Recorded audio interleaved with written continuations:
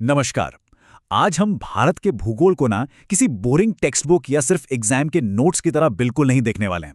Literally आज हम 4.5 अरब साल पुरानी एक बिल्कुल सिनेमैटिक जर्नी पर चलने वाले हैं। हम देखेंगे कि कैसे प्राचीन महासागरों और खिसकती हुई विशाल टेक्टोनिक प्लेट्स ने आज के इस मॉडर्न इंडिया और हमारे इन ऊंचे ऊंचे पहाड़ों को जन्म दिया। भारत की जमीन ने करोड़ों सालों में कैसे अपना आकार लिया है ना, आज हम इसी शानदार कहानी को डिकोड करेंगे। तो चलिए सीधा इस मिस्ट्री में डाइव करते हैं।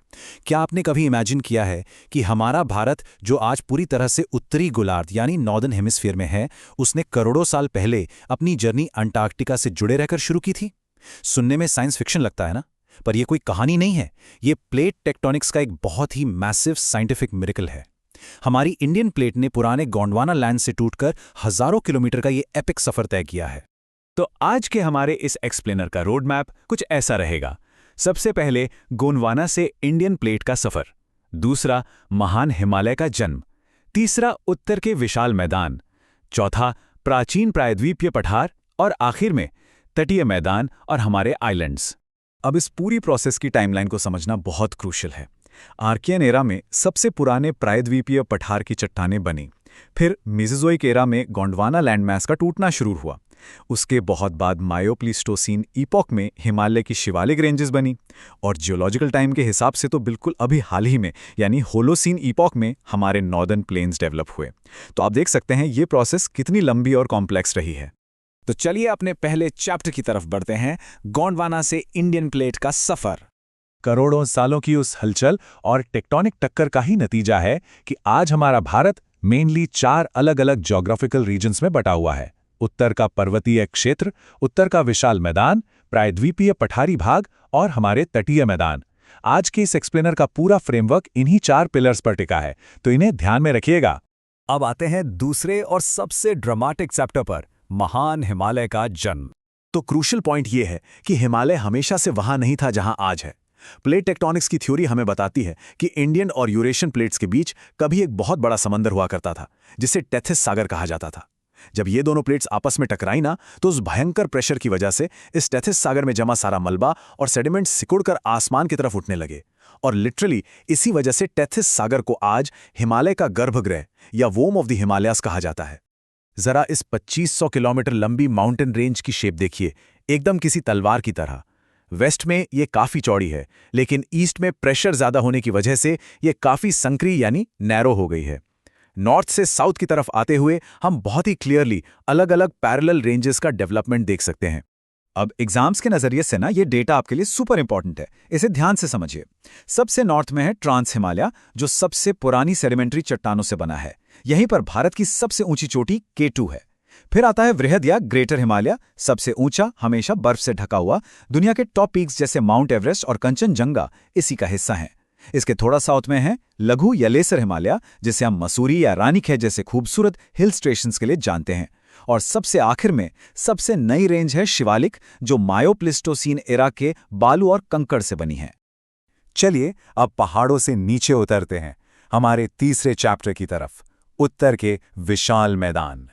ज्योग्राफिकल स्ट्रक्चर का डेटा हमें एक बहुत ही इंटरेस्टिंग फैक्ट बताता है। देश के टोटल एरिया का एक बहुत बड़ा हिस्सा, लगभग 43.2%, सिर्फ मैदानों से घिरा है। सिंधु, गंगा और ब्रह्मपुत्रा जैसी महान नदियों ने जो सेडिमेंट्स जमा किए हैं ना, उनसे बने ये मैदान इतने ज़्यादा उपजाऊ हैं कि इन्हें भारत का अनाज का कटोरा कहा जाता है। अब देखते हैं कि ये मैदान एक्चुअल में बनते कैसे हैं। जब नदियां पहाड़ों से नीचे आती हैं ना, तो वो एक बहुत ही अमेजिंग 4 स्टेप प्रोसेस बनाती हैं। सबसे पहले आता है भाबर। यहाँ नदियां बड़े बड़े पत्थरों के नीचे लिटरली गायब हो जाती हैं, अंडरग्राउंड हो जाती हैं। फिर आता है तराई। यहाँ पानी वापस सरफेस पर आता है और एक बहुत ही फर्टाइल, दलदली और घने जंगलों वाला इलाका बनाता है। इसके बाद है बांगर।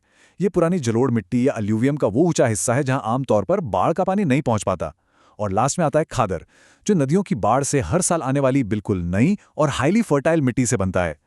एस्पिरेंट्स के लिए ये स्लाइड एक परफेक्ट चीट शीट है। पंजाब और हरियाणा के मैदानों में नदियां जमीन को दोआब में बांटती हैं। दोआब मतलब 2 नदियों के बीच का उपजाऊ इलाका, जैसे सिंधु और झेलम के बीच सिंधु सागर, रावी और व्यास के बीच बारी दोआब और व्यास और सतलज के बीच बिस्त दोआब। नोटिस किया आपने, इनके नाम लिटरली नदियों के शुरुआती अक्षरों को मिलाकर बनाए गए हैं। याद रखने में एकदम आसान है ना। अब थोड़ा जूम आउट करते हैं और चलते हैं अपने चौथे चैप्टर पर, भारत का प्राचीन प्रायद्वीपीय पठार यानी पेनिनसुलर प्लेटो। 16 लाख वर्ग किलोमीटर। जी हाँ, इतने विशाल एरिया में फैला हुआ है हमारा प्रायद्वीपीय पठार। ये इंडिया का सबसे बड़ा और सबसे पुराना फिजिकल डिवीजन है। ये कोई नॉर्मल जमीन नहीं है दोस्तों, ये उसी एंशिएंट गोंडवाना लैंड का वो सॉलिड हिस्सा है जो आर्कियन एरा की बहुत ही पुरानी चट्टानों से बना है। अगर हम जियोलॉजिकल टाइम स्केल पर देखें ना, तो हमारा विशाल हिमालय भी इसके सामने कल का जन्मा हुआ बच्चा लगता है। इस बहुत ही पुराने भूभाग को कुछ और भी प्राचीन माउंटेन रेंजेस ने होल्ड करके रखा है।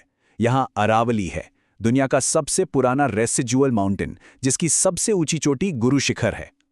फिर लेयर्ड लाल पत्थरों से बनी विंध्य रेंज आती है। इसके साउथ में नर्मदा और ताप्ती नदियों के बीच एक ब्लॉक माउंटेन है सतपुड़ा, जिसका हाईएस्ट पीक धूपगढ़ है। और एकदम साउथ में है नीलगिरी की पहाड़ियां, जहां ईस्टर्न और वेस्टर्न घाट आके लिटरली एक दूसरे से मिलते हैं।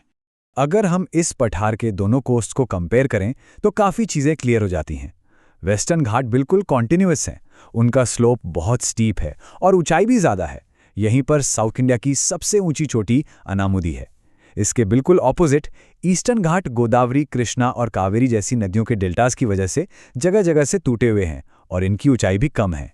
ये डिफरेंस हमारे देश के क्लाइमेट और नदियों के फ्लो दोनों को बहुत गहराई से कंट्रोल करता है। और अब हम आ गए हैं अपने आखिरी चैप्टर पर, हमारे तटीय मैदान और आइलैंड्स। हमारे इंडिया की कोस्टलाइन की भी अपनी ही एक अलग स्टोरी है। वेस्ट में कोंकण, कन्नड़ और मालाबार कोस्ट है, जहां नदियां छोटी और तेज होती हैं, इसलिए वो डेल्टा नहीं बल्कि एस्चुरीज बनाती हैं। वहीं अगर हम ईस्ट की तरफ देखें तो कोरोमंडल और उत्तरी सरकार तट काफी चौड़े हैं। क्यों? क्योंकि यहां बड़ी बड़ी नदियां अपने साथ बहुत सारी मिट्टी लाकर मैसिव डेल्टा बनाती हैं।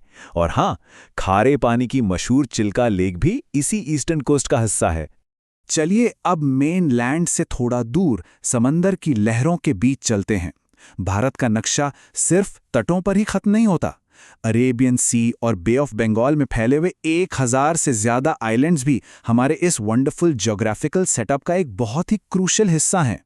अब इस स्लाइड में जो सबसे इंटरेस्टिंग बात है ना, वो ये है कि हमारे दोनों मेन आइलैंड ग्रुप्स एक दूसरे से एकदम अलग हैं। बंगाल की खाड़ी में जो अंडमान और निकोबार हैं, वो वॉल्केनिक यानी ज्वालामुखी से बना है।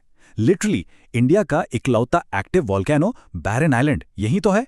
और इसके ठीक ऑपोजिट अरेबियन सी में हमारा लक्षद्वीप पूरी तरह से मूंगे यानी कोरल रीफ से बना है। सोचिए, एक तरफ ज्वालामुखी की भयानक आग से बनी जमीन है, तो दूसरी तरफ शांत समुद्री जीवों से बने खूबसूरत आइलैंड्स। तो दोस्तों, आज हमने गोंडवाना लैंड से लेकर बर्फीले हिमालय तक और आर्कियन चट्टानों से लेकर उपजाऊ खादर मैदानों तक का जो ये एपिक सफर तय किया है ना, वो हमें एक बहुत ही गहरी बात सिखाता है। भारत का ये भूगोल सिर्फ रटने वाले स्टैटिक फैक्ट्स नहीं है। ये 4.5 अरब साल पुरानी कंटिन्यूसली इवॉल्व हो रही एक लिविंग एंटिटी है। हमारा हर पहाड़, हर घाटी और हर मैदान उसी एक ग्रेट प्लेट टेक्टोनिक्स की कहानी से जुड़ा हुआ है। तो इस एक्सप्लेनर को हम एक बहुत ही थॉट प्रोवोकिंग सवाल के साथ खत्म करते हैं। आज भी इसी वक्त इंडियन प्लेट लगातार यूरेशियन प्लेट की तरफ खिसक रही है।